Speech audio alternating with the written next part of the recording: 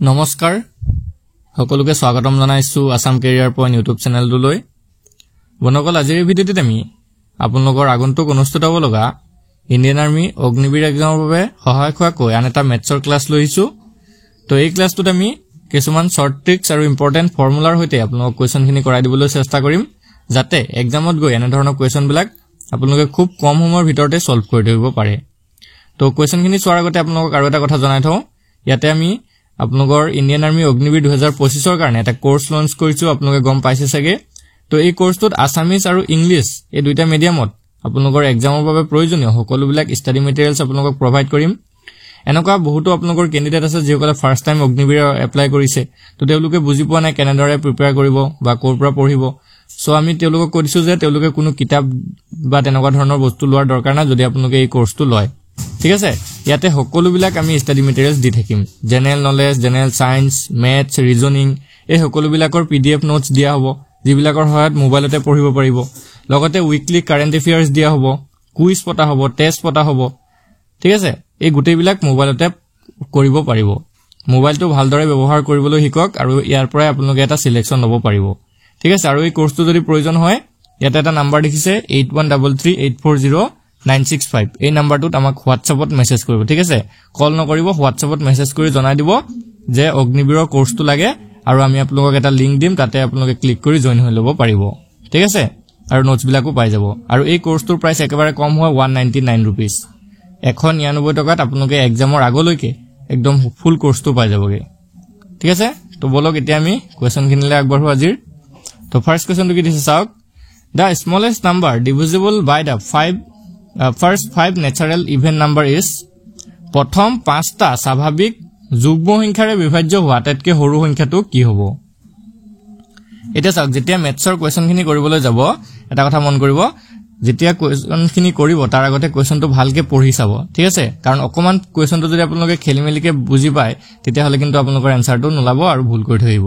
so প্ৰথমতে কোৱেশ্যনটো পঢ়িব দুবাৰ তিনিবাৰকে তাৰ পিছতে সলিউশনটো কৰিব তো ইয়াতে কি কৈছে প্ৰথম 5টা স্বাভাৱিক যুগ্ম সংখ্যা প্ৰথমতে আমি হেতু জানিবলৈ প্ৰথম 5টা স্বাভাৱিক যুগ্ম সংখ্যা সো হেকেটা হৈছে 2 তাৰপা 4 6 8 আৰু 10 হলনে 2 4 6 8 10 এই পাঁচটা হৈছে প্ৰথম স্বাভাৱিক যুগ্ম সংখ্যা এতিয়া কৈছে যে এই গিটাৰে বিভাজ্য হোৱা আটাইতকৈ সৰু সংখ্যাটো কি হ'ব মানে কি কৈছে চাওক ভালকে চাওক ইয়াতে অপচন কিটা দেখিছে ন 60 আছে 80 আছে 120 আছে আৰু 160 আছে এতিয়া এই চাৰিটা অপচনৰ ভিতৰত এনেকুৱা এটা অপচন আছে ধৰক উদাহৰণস্বৰূপে আমি বি টোকে লৈছো আখিটোকে লৈছো এই আখিটোক মানে কি হ'ব লাগিব 2 ৰেও হৰণ যাব লাগিব 4 ৰেও যাব লাগিব 6 ৰেও যাব লাগিব 8 ৰেও যাব লাগিব 10 ৰেও যাব লাগিব হল বা 120 টোকে লৈছো 120 টোক গুটেই গিটাৰে হৰণ যাব লাগিব এতিয়া কথা হল আমি কেনেকেনো চাই গম পাম ঠিক আছে কেনেকেনো হৰণ ধৰক আখিটোকে কি 2 ৰেও হৰণ কৰিম 4 ৰেও হৰণ কৰিম 6 ৰেও হৰণ কৰিম 8 ৰেও হৰণ কৰিম 10 ৰেও হৰণ কৰিম নেকি এনেকে কৰিবলৈ হলে তো এটা কোৱেশ্যনতে আমাৰ 1 ঘণ্টা গুছি যাবগে সো এটো নহবগে তো কি কৰিব চাওক প্ৰথম কথা হল এই সংখ্যা কিটা দেখিছে নহয় 2 4 6 8 10 ইহঁতৰ এলসিএম উলিয়াই লব এলসিএম মানে হৈছে লঘিষ্ঠ সাধাৰণ গুণিতক তো লঘাগুটো যেতিয়া উলিয়াব তেতিয়া আপোনালোকৰ আনসাৰটো ওলাই যাবগে সো আমি যদি লঘাগু উলিয়াবলৈ যাওঁ একদম সিম্পল নিয়ম এটা আছে তো এইকিটা যেহেতু গুটেকিটা যুগ্ম হয় তো 2 ৰে কাটি দিয়ক 2 গুণ 2 4 ক যাব 2 বাৰ 6 ক যাব 3 বাৰ 8 ক যাব 4 বাৰ 10 ক যাব 5 বাৰ হল এতিয়া আকৌ দেখিছো 2 ৰে যাব তো আকৌ 2 ৰে কাটি দিও 1 ক না যায় 1 নামি আহিলে 2 ক এবাৰ যাব 3 ক না যায় 3 নামি আহিলে 4 ক যাব 2 বাৰ তো 2 বাৰ গল আৰু 5 টো না যায় নামি আহিলে এতিয়া দেখিছো আৰু না যায় সো এতিয়া সিম্পল পূৰণ কৰি দিয়ক 2 2 3 2 আৰু 5 তো 2 দুগুণ 4 4 3 গুণ 12 12 দুগুণ 24 24 আৰু 5 পূৰণ কৰি দিয়ক অকল দিয়া 24 আৰু 5 পূৰণ কৰি দিলে কিমান হ'ব 4 5 গুণ 20 ৰ শূন্য কৰিলে 2 5 দুগুণ 10 11 12 120 ওলালে 120 আমাৰ অপচনত আছে দেখিছে 120 দেখিছে নে অপচন সি টু হৈ যাবগে correct answer option C two হৈ যাবগে কাৰেক্ট আনসাৰ এতিয়া 120 টোক 2 ৰেও যদি চাই আপোনালোকে হৰণ যাব 4 ৰেও যদি চাই হৰণ যাব 6 ৰেও চালে হৰণ যাব 8 ৰেও হৰণ যাব 10 ৰেও হৰণ যাব তো এইটোই আছিল আমাৰ আনসাৰ আশা কৰিছো বুজি পাইছে তো বলক এতিয়া আমি নেক্সট কোৱেশ্যনটোলৈ আগবঢ়ো নেক্সট কোৱেশ্যনটো কি দিছে চাওক if x and y are prime numbers then HCF of x to the power 5 y to the power cube x cube y to the power 4 are যদি x আৰু y ৰ মৌলিক সংখ্যা হয় তেন্তে x to the power 5 y cube আৰু x cube y to the power 4 ৰ গখাও কিমান হ'ব এই কোৱেশ্চনটো অকমান আপোনালোকৰ পাজল লাগিব পাৰে কিন্তু ভালকে চাওক কি কৈছে x আৰু y কি হয় প্ৰাইম নাম্বাৰছ হয় মৌলিক সংখ্যা হয় x আৰু y মৌলিক সংখ্যা যদি হয় তেতিয়া আমাক কৈছে যে x to the power 5 y cube আৰু x cube y to the power 4 ৰ গখাও কিমান হ'ব গখাও মানে হৈছে গৰিষ্ঠ সাধাৰণ উৎপাদক ঠিক আছে ইংৰাজীত কোৱা হয় HCF হাইয়েষ্ট কমন ফেক্টৰ তো এই গখাওটো যদি উলিয়াবলৈ যায় প্ৰথম কথা হল আপোনালোকে জানিব লাগিব গৰিষ্ঠ সাধাৰণ উৎপাদক মানে কি হয় এই দুটা দেখিছে নহয় x to the power 5 আৰু y কিউব ইয়াত x কেইটা আছে আপোনালোকে জানেনে ইয়াত x 5টা আছে ওপৰত এই 5টোৱে কি বুজাই আছে x 5টা আছে এনেকৈ আছে x পূৰণ x পূৰণ x পূৰণ x পূৰণ x 5টা x পূৰণ হৈছে ঠিক আছে এটা দুটা তিনিটা চাৰিটা পাঁচটা এনেকৈ আছে y কেইটা আছে সেম তেনেকৈ তিনিটা আছে y কেইটা আছে তিনিটা আছে এতিয়া গম পালে নে এতিয়া বস্তুটো মই আকৌ এবাৰ দেখুৱাই দিছো চাওক x to the power 5 y cube টুত কেনেকৈ আছে x 5টা আছে দেই x মই ডট দি দিছো ডটটোৱে পূৰণ বুজায় দুটা তিনিটা চাৰিটা পাঁচটা y কেইটা আছে তিনিটা আছে এটা দুটা তিনিটা আছে হল এটো বুজি পালে x to the power 5 আৰু y কিউব মানে হৈছে x 5টা আছে y 3টা আছে তাৰ পিছত আৰু এটা আছিল নহয় x কিউব আৰু y 4 x কিউব মানে কি x কেইটা আছে ইয়াত তিনিটা আছে এটা দুটা তিনিটা আছে আৰু y কেইটা আছে চাৰিটা আছে এটা দুটা তিনিটা চাৰিটা আছে হৈ গল বুজি পাইছে এতিয়া আমাক সুধিছে গখাও কি হ'ব গখাও মানে হৈছে দুইটাতে থাকিব লাগিব সো আমি এটা এটা কাটি দিও ইয়াৰ এটা x কাটিলো ইয়াৰ এটা x কাটিলো তো এটো সাইডত লিখিছো এটোৱে গখাও হ'ব দেই ভালকে চাব এটা x কাটি গল ইয়াৰ এটা x কাটিলো ইয়াৰ এটা x কাটিলো হেত তাত আৰু এটা x লিখিলো হৈ গল ইয়াত আকৌ এটা x লিখিলো x কাটিলো ইয়াতো এটা x কাটিলো হেত তাত আকৌ এটা x হৈ গলগে বুজি পালে এতিয়া চাওক ইয়াত আৰু দুটা x বাকি থাকি গল ওপৰত কিন্তু তলত x নাই তলটোত x আছে জানো নাই সো আমি কাটিব নোৱাৰো এটোৱে কমন ফেক্টৰ মানে দুইটাতে থাকিব লাগিব সো এতিয়া আমি আৰু x কাটিব নোৱাৰো এতিয়া y কাটিম y এটা কাটিলো ইয়াত এটা কাটিলো মানে তাত y এটা আৰু এটা লিখি দিলো তাৰপিছত আৰু এটা y ইয়াত দুটা কাটি দিলো তাতো আৰু এটা y লিখি দিলো আৰু এটা y কাটি দিলো আৰু এটা y লিখি দিলো হৈ গল এটা তলৰটোত y এটা বাকি থাকি গল কিন্তু এটো আমি কাটিব নোৱাৰো কাৰণ ওপৰত নাই যে দুটাত হলেহে এটো কমন ফেক্টৰ দুইটাতে থাকিব লাগিব সো আমি গম পাই গলো এতিয়া কি গখাউট হৈছে এটো 3টা x আৰু 3টা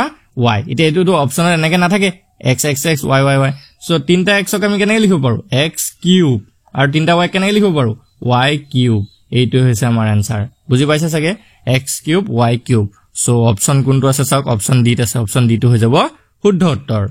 বুজি পাইছে নে যদি বুজি পাইছে আপোনালোকে ভিডিওটো লাইক কৰি যাব ভিডিওটো দীঘলীয়া হ'ব পাৰে কিন্তু আপোনালোকে ভালকে বুজি পাবই লাগিব সো অলপ দেৰি হৈছে নেক্সট কোৱেশ্চনটো লেতে আমি আগবাঢ়ো কি কৈছে 5% of a number is equal to 12% of rest 500 then the number is এটা সংখ্যাৰ 5% যিমান 500 টকাৰ 12% হিমান তেন্তে সংখ্যাটো কি হ'ব এতিয়া এনেকুৱা ধৰণৰ কোৱেশ্চনত আপোনালোকে সদায় সংখ্যাটো ধৰি ল'ব লাগিব x বা y যিকোনো এটা মততে চলক ধৰি ললে হ'ল সো আমি x এ ধৰি লওঁ তো এটা সংখ্যাৰ 5% যিমান মানে x ৰ 5% উঠিছে x ৰ 5% যিমান হলে ইকুৱেল হৈ যায় যিমান 500 টকাৰ 12% হিমান মানে 500ৰ 12% হিমানটোই সমান চিনটো বুজাইছে হিমান মানে সমান চিন হল বুজি পালে এতিয়া এই যে ৰটো আছে ৰৰ ঠাইত সদায় পূৰণ বহু হ'ব লাগে মনত ৰাখিব তো x পূৰণ আৰু এই পাৰ্চেন্টেজটো অতৰাব লাগিব এতিয়া এই পাৰ্চেন্টেজটো অতৰালে সদায় মনত ৰাখিব 100 এটা দি হৰণ কৰি দিব পাৰ্চেন্টেজ অতৰা মানে তলত 100 এটা বহি যায় সেম কন্ডিশন ইফালেও 500 পূৰণ 12% মানে ওপৰত 12 তলত 100 কাৰণ 100 দি হৰণ কৰিব পাৰ্চেন্টেজটো অতৰাই দিছো ন সো এতিয়া আমি দেখিছো ইফালে 0 দুটা কাটিলো 100 500 দুটা 0 কাটি দিলো ইফালে 5 এ যদি 100 কাটো 20 বাৰ যায় তো ইয়াত দেখিছো x * 1/20 আৰু ইফাল থাকিলে 5 বাৰং 60 হল এতিয়া 20 টো যদি হিফালে গুছি যায় সাকচোন 20 টো যদি আমি হিফালে পঠাও উপৰকন মুছি দিছো চাইলক তো ইয়াত তলত হৰণ হৈছে ইফালে গুছি গলে পূৰণ তো x = কিমান হ'ব 60 পূৰণ 20 60 পূৰণ 20 কৰিলে কিমান হয় 6 * 2 = 12 দুটা 0 1200 তো x ৰ ভ্যালুটো আমাৰ ওলাই গল 1200 সো অপচন বি 1200 আছে অপচন বি টো হৈ যাবগে কারেক্ট आंसर বুজি পালে সাগে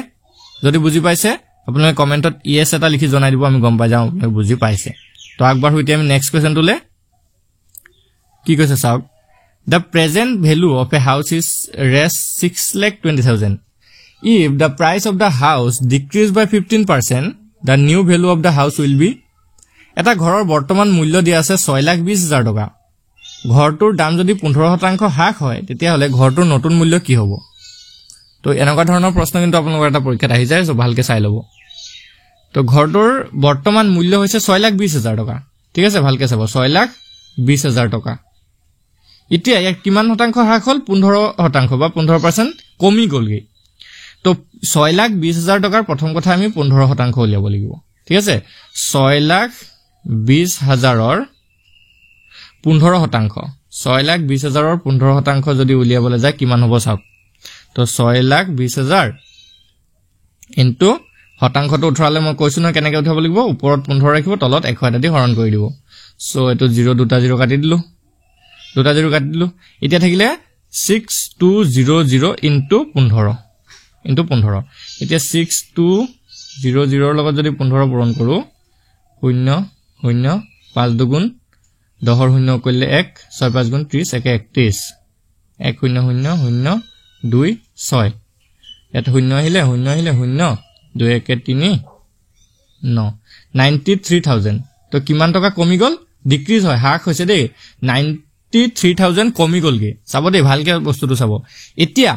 6,20,000 আছিল আগৰ দামটো এতিয়া নতুন দাম হদিছে তো নতুন দামত কিমান হলগে 93,000 এটা কমিলে এটো কিন্তু নতুন দাম নহয় 15% হে হয় এটো অকল মানে 15% কমি গৈছিলে এতিয়া 6,20,000 ৰ পৰা আমি 93,000 টো মাইনাস কৰিলে হল 0,0,039 93,000 টা মাইনাস কৰি দিও ওলাই যাব 0,0,0 ইয়াত 10 3 গল থাকিল 7 ইয়াত থাকিলে 1 11 নগল থাকিল 2 ইয়াত থাকিলে 5 তো 5,27,000 টকা এনেকা ওলাইছে 5,27,000 আছে ন 5,27,000 অপচন আছে সকে অপচন ডি আছে অপচন ডি টো হৈ যাবগে শুদ্ধ উত্তৰ অপচন ডি টো হৈ গলগে শুদ্ধ উত্তৰ তো আশা কৰিছো বুজি পাইছে সকে এতিয়া তো এতিয়া আমি নেক্সট কোৱেশ্চনটোলে আগবাঢ়ো নেক্সট কোৱেশ্চনটো কি দিছে চাওক If a school bag of Rs 500 is sold at a discount of 30%, the selling price will be 500 টকা এটা স্কুল বেগ 30% হ্ৰাস কৰি বিক্ৰী কৰিলে বেচা দাম কিমান হ'ব তো 500 টকাৰ ধৰক স্কুল বেগ এটা আপোনালোকে কিনিব গৈছে ঠিক আছে তাতে বলে 30% ডিসকাউন্ট দিয়া লিখা আছে বেগটোত বলে লিখা আছে 30% অফ বা ডিসকাউন্ট এনেকে লিখা থাকে ন সো এতিয়া তো আপোনালোকে 500 টকা দিলে নহব মানে 500 টকা দিলে আপোনালোকে ঠগি আহিব লস খাব সো তাতে যদি কিমান টকা এটা দিব হেতুটো ক্যালকুলেশন তো জানিব লাগিব ন সো এটো কেনেকে কৰিব চাই লওক তো 500 টকাৰ প্ৰথমতে আমি 500 টকাৰ 30% উলিয়াম তাৰ পিছত মাইনাস কৰি দিম 500 পৰা সেম আগৰ কোৱেশ্চনটোৰ দৰে এতিয়া 500 ইনটু কি হ'ব 30/100 তো 100 ৰ দুটা 0 কাটিলো 500 দুটা 0 কাটিলো তো 5 3 গুণ થઈ গল ন 5 3 গুণ 15 150 টকা তো আপোনালোকে 30% অফ মানে 150 টকাই অফ পাই যাবগে সো 150 টকা অফ মানে 500 পৰা 150 এটা মাইনাস কৰি দিয়ক উলাই গলগে 350 টকা হ'ব এতিয়া আপোনালোকে বেগটো 350 টকা দি কিনিব পাৰিব সো 350 অপচন আছে ন সকে অপচন এটো আছে অপচন এটো হৈ যাব কারেক্ট आंसर বুজি পালে সকে তো আগবাৰ হইতে আমি নেক্সট কোৱেশ্চনটোলে আগবাৰ হু কি দিছে চাওক at a cost of Rs 10 per meter it will take Rs 10 to fence a field 40 meters long and 30 meters wide কি কৈছে প্ৰতি মিটাৰ 10 টকা খৰচ পৰিলে 40 মিটাৰ দীঘ আৰু 30 মিটাৰ বহল খেতি পথাৰখনত বাঁহৰ বেৰ দিবলৈ টকা কিমান লাগিব সো ইম্পৰ্টেন্ট কোৱেশ্চন হয় আৰু একেবাৰে ইজি হয় তো প্ৰথম কথা কি আছে চাওক এনেকুৱা ধৰণৰ এখন ধৰক খেতি পথাৰ আছে আয়তাকাৰ বুলিয়ে ধৰক আৰু আয়তাকাৰ তো ইয়াৰ দীঘলটো হৈছে 40 মিটাৰ আৰু বহলটো হৈছে 30 মিটাৰ হল আৰু প্ৰতি মিটাৰত এনেকুৱা ধৰক এই গুটে বাউণ্ডাৰীটোত কি দিব বাঁহৰ বেৰ দিব বা জেউৰা দিব বুলি ধৰক তো ইয়াতে প্ৰতি মিটাৰত 10 টকা খৰচ হয় প্ৰতি মিটাৰত কিমান টকা খৰচ হয় 1 মিটাৰত 10 টকা খৰচ হয় তো এতিয়া গুটে বাউণ্ডাৰীটো বেৰা দিবলৈ কিমান টকা লাগ লাগিব সো প্ৰথম কথা হল আমি বাউণ্ডাৰীটো গুটে বাউণ্ডাৰীটো উলিয়াব লাগিব মানে পৰিসীমাটো উলিয়াব লাগিব তো পৰিসীমা কেনেকৈ উলিয়া জানিব লাগে 2 * l + b এটো হৈছে আয়তৰ পৰিসীমা উলিওৱা সূত্ৰ সো 2l মানে হৈছে দিশ l মানে হৈছে 40 b মানে হৈছে প্ৰস্থ মানে হৈছে 30 তো 2 পূৰণ 40 30 যোগ কৰি লৈ যাব 70 তো 2 70 পূৰণ কৰিলে 140 মিটাৰ 140 মিটাৰ হল গুটেটো এতিয়া 1 মিটাৰত হয় 10 টকা খৰচ দেই 1 মিটাৰত হয় 10 টকা খৰচ তো 140 মিটাৰত কিমান হ'ব 10 পূৰণ 140 মানে এটো ওলাই গৈছে আৰু 1400 টকা ঠিক আছে 1400 টকা খৰচ হ'ব 1400 টকা কোনটো অপচন আছে নে অপচন বি আছে অপচন বি টো হৈ যাব শুদ্ধ উত্তৰ তো আশা কৰিছো বুজি পাইছে যদি আপোনালোকে আজি ভিডিওটো ভাল লাগিছে ভিডিওটো লাইক কৰি দিব যদি কোৱেশ্চন কিটা ভাল লাগিছে আৰু যদি কোৱেশ্চন কিটা বুজি পোৱা নাই তেনেহলে কমেন্টত লিখি জনাই দিব আমি ইয়াৰ নেক্সট পাৰ্টত আকৌ কোৱেশ্চনখিনি বুজাই দিবলৈ চেষ্টা কৰিম ধন্যবাদ